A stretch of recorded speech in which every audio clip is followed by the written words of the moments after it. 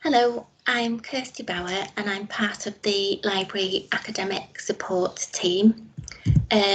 Today we'll just cover searching for information, how to go about planning your search, but also looking at different sources of information that you might not have heard of before, and then just to finish up a little bit about reading critically and reading effectively.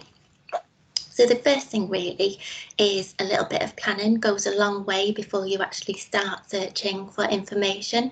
A lot of students miss out this step, and as a consequence we get a lot of students coming to us saying that they can't find information. The problem is 9 times out of 10 that students haven't really thought about how they're going to plan their search and how they're going to go about searching. So to start with, think about the key topics, think about the main words that you're going to use for your searching, and then think of alternative search terms, other ways that different authors might describe your topic. So I've got an example here. The title of an essay that a student came to us with recently, discussed with reference to the literature, the importance of nutrition and the effects on mental health. So the first thing really is to choose the main keywords, the most important words, the most important concepts of their assignment. So in this case, the most important words are things like nutrition and mental health. And these words will form the basis of any online searching that you do.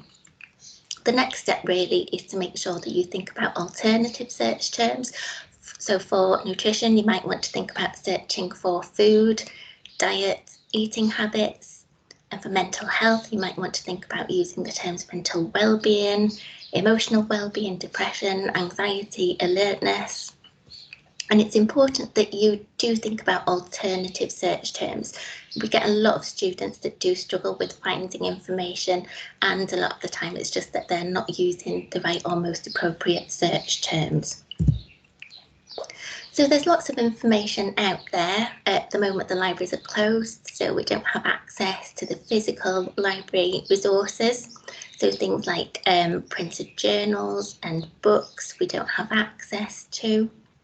But you can search our library catalogue to see what we have in stock if you are planning a visit, and you can find information on how to visit us on our website. You can search for books using our library catalogue, and the link to our library catalogue is here. But there's also a lot of websites that provide access to journals and journal articles. Journals are sometimes called periodicals or serials, and what they are just sort of magazine type publications, but instead of having sort of the latest information about celebs and that kind of thing, they focus on academic topics.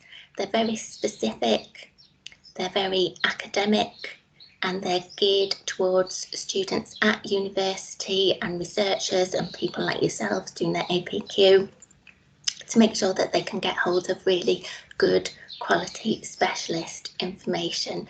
They can be hard going to read when you first start, but persevere. And if you find a journal article that looks useful to you, don't feel as if you have to read the whole article in one go. Have a look at the abstract. Have a look at the title, read the introduction and the conclusion, and then you can make a decision there and then whether or not the journal article is going to be worth having a look at.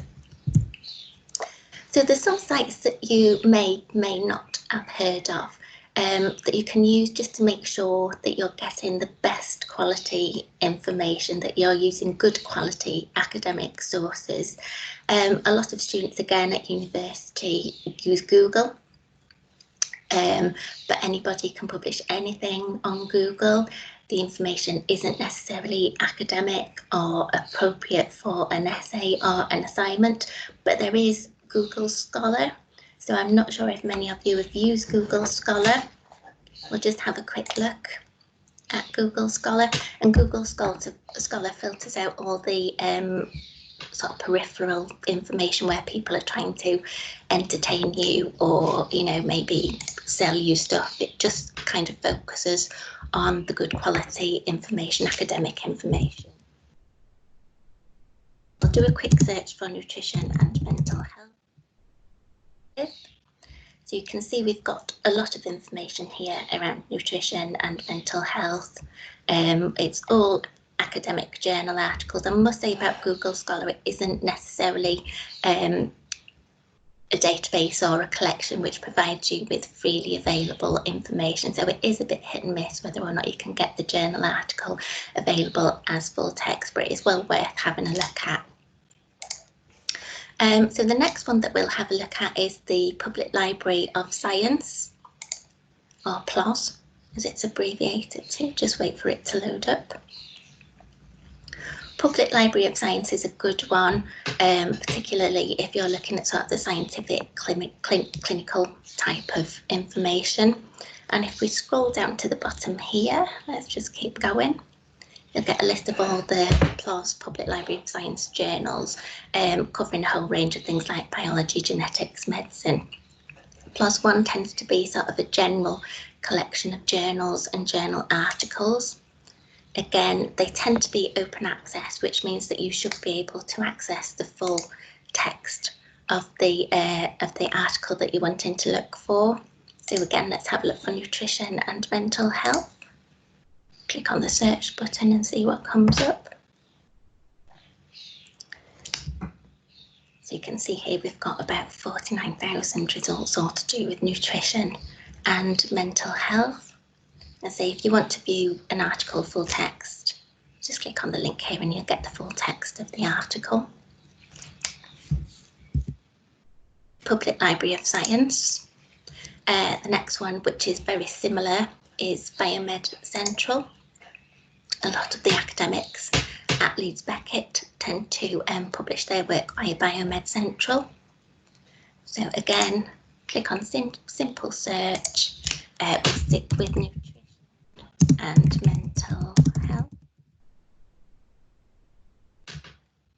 There, so we've got over 6,000 results here, all to do with nutrition and mental health. If you want to see the full text, just click on the full text link here. The next one is ResearchGate. ResearchGate is slightly different, and again, a lot of our academics do use ResearchGate to publish their work and make it freely available for everybody. You have to join to access ResearchGate. I'm actually a member of ResearchGate and I use it quite often. So you do have to join. You can join for free, and then again, it's just a simple search box to enable you to find information that you need.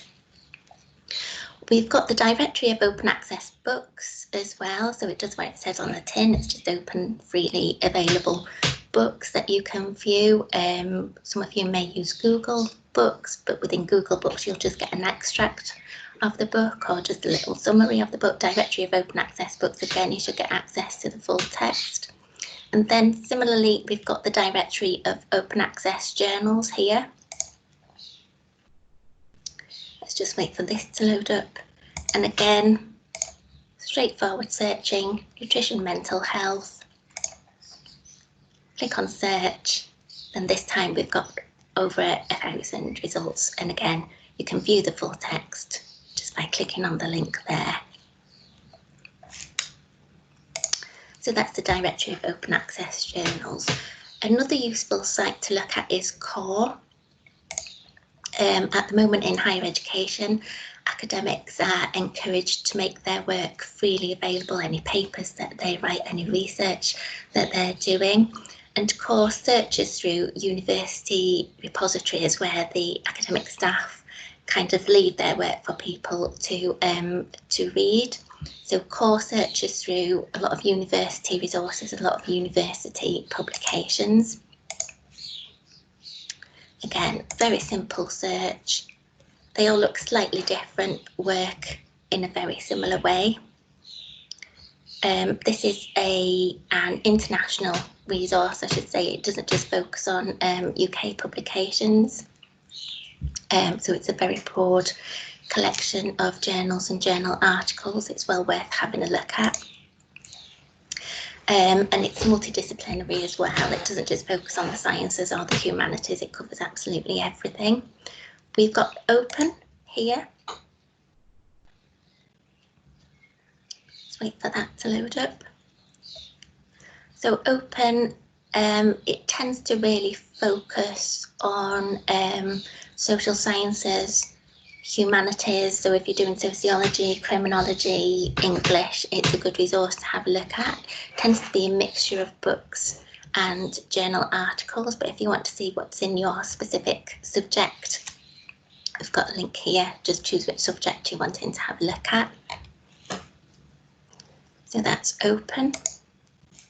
And then, oops, sorry, we've also got the Open Journal of Humanities, which again, it does focus on the humanities kind of subject. So it's maybe not one for the science kind of subjects. Again, it's all freely available, so you can access full text of the resources.